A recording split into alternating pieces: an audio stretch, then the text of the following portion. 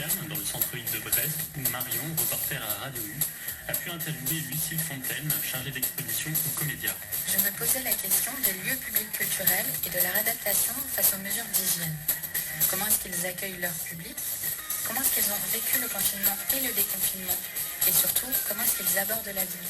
Le secteur culturel a été et va continuer à être sérieusement touché. À Brest, le Comédia a rouvert ses portes le 14 mai et j'ai donc discuté de toutes ces questions avec Lucille Fontaine. Le centre d'art Le Comédia est de nouveau accessible, permettant à chacun et chacune de découvrir ou redécouvrir cet espace d'art brestois. Pour nous en parler, nous recevons la chargée de l'espace d'exposition. Bonjour Lucille Fontaine. Bonjour. Alors est-ce que vous pourriez nous parler du Comédia pour ceux et celles qui ne connaîtraient pas?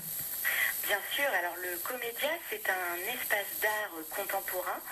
Notre vocation, c'est donc de rendre accessible l'art à tout à chacun, avec des expositions d'art contemporain ambitieux, mais toujours abordables au niveau des prix. Et donc, il se trouve que ce bâtiment, qui est en plein centre-ville de Brest, est un bâtiment mythique, puisqu'il a été construit en 1949. Et au départ, c'est un théâtre de Londres qui est transformé en Comédia, qui va également être un cinéma. Et puis, il vit aujourd'hui, donc depuis 2019, sa nouvelle vie, sa troisième vie, on va dire, en étant une galerie d'art. Et donc, dans cette galerie d'art, il y a des expositions. Comment est-ce qu'elles s'organisent? Alors, ces expositions sont organisées autour de thèmes, de grandes thématiques qui nous habitent, nous, équipe du Comédia. Nous avons donc réalisé des expositions plutôt à thème monographique, comme l'exposition Archiguille ou Yvon Daniel. Nous avons traité de la couleur également. Nous avons défendu le noir en peinture et en sculpture lors de Noir est une couleur et couleur sculptée cet hiver. Et puis actuellement, nous proposons une exposition tournée vers l'art urbain, où nous proposons non pas une rétrospective, mais un panorama de ce que peut être l'art urbain. Et à ce titre, nous présentons des artistes de renommée nationale et internationale, mais également des artistes locaux qui nous tiennent vraiment à cœur, comme Wentou, qui est très connu ici à Brest. Quels sont les critères de choix d'une œuvre? Alors, il y a plusieurs critères qui rentrent en compte, évidemment. L'affect est forcément important, mais surtout, nous travaillons avec un comité de sélection. Ce comité de sélection que nous ne connaissons pas forcément ici à la galerie, qui est composé d'experts en art, de commissaires-priseurs, de collectionneurs.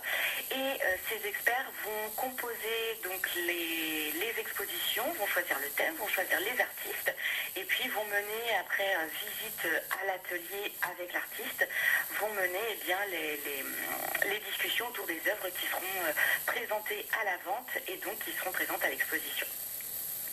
Et vous, qu'est-ce qui vous plaît dans ce monde, dans ce travail? Ce travail, il est extrêmement intéressant, d'une part parce qu'on ne s'ennuie jamais. Les journées sont toutes différentes, il y a énormément de choses à faire. Vous êtes à la fois chargé d'un espace, de l'accueil de clients, du conseil des collectionneurs, mais également chargé un petit peu de communication finalement, puisque vous gérez un site internet, vous gérez des réseaux sociaux, vous travaillez quand même en équipe, on n'est pas tout seul pour réaliser tout ce que les visiteurs et les clients peuvent voir à la fois sur les réseaux et à la galerie. Et puis surtout, le plus intéressant, vous échangez avec les artistes, vous apprenez à comprendre leur travail, à connaître les œuvres par cœur. Les œuvres, on le répète souvent, ce sont nos bébés, elles font partie de notre famille et vous apprenez finalement à en connaître les moindres recoins, les moindres techniques et puis les moindres nuances. Et ça, c'est quelque chose qui est fondamental. Et donc l'espace, il a dû fermer pendant la période de confinement. Comment est-ce que vous êtes organisé pendant cette période? Ce fut pour nous une période difficile, au niveau du mental, on va dire, sentimentalement parlant, c'était compliqué parce qu'il fallait prendre les mesures nécessaires, c'est-à-dire qu'on fermait pour le bien de tous. Face à la brutalité finalement des mesures à prendre, on a été un petit peu désœuvrés, nous, l'équipe ici au Comédia. Et on s'est très vite réorganisé, on s'est serré les coudes, on a fait beaucoup de débriefing, de briefing en visio, voilà, pour savoir comment chacun allait et pour se donner des nouvelles.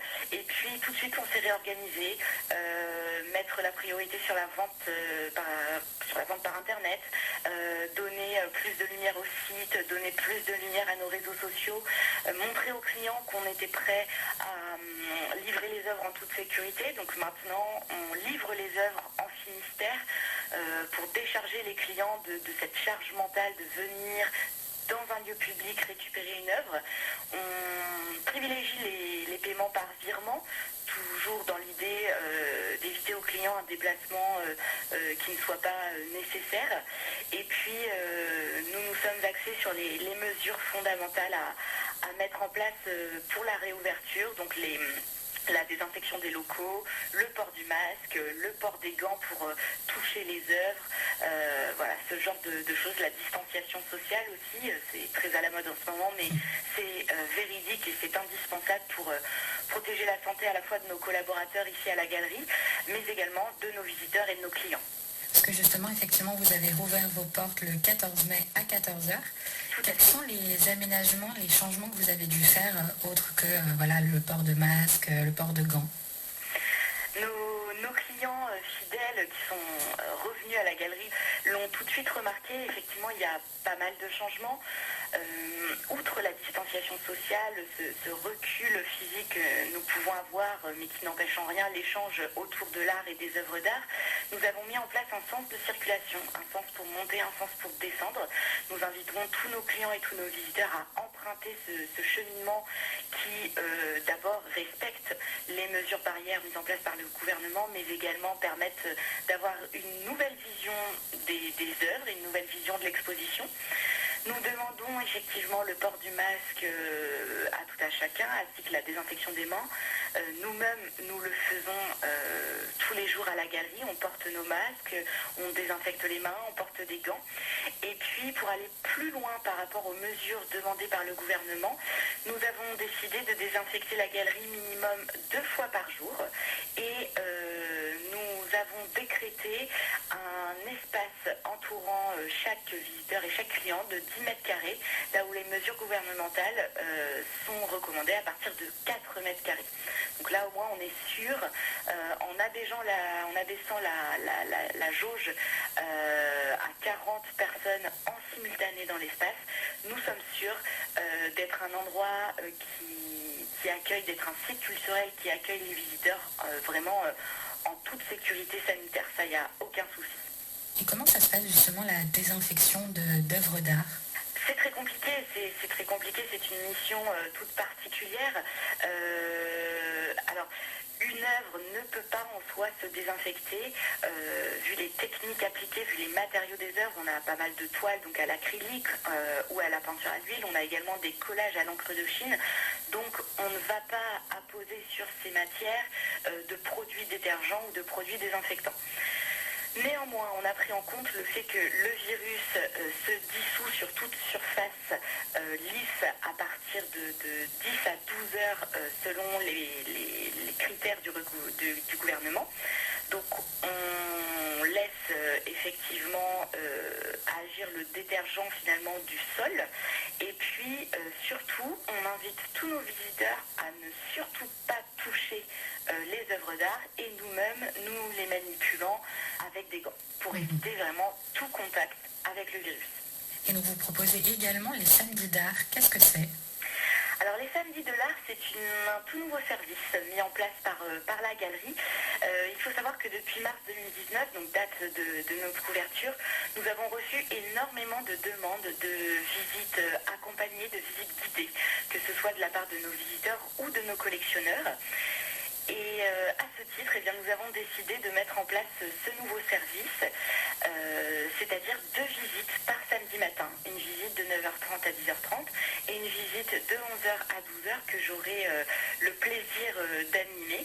Et donc ces visites proposent un accompagnement général ou thématique. Alors quand c'est une visite générale, c'est une visite qui traite de l'ensemble de l'exposition, où on aborde tous les artistes et tous les grands mouvements, toutes les grandes lignes de l'art urbain. Et puis quand c'est une visite thématique, là nous abordons des points beaucoup plus précis. Nous allons parler de courants particuliers ou de techniques d'artistes. Donc finalement ça met en lumière plus précisément quelques points de l'art urbain.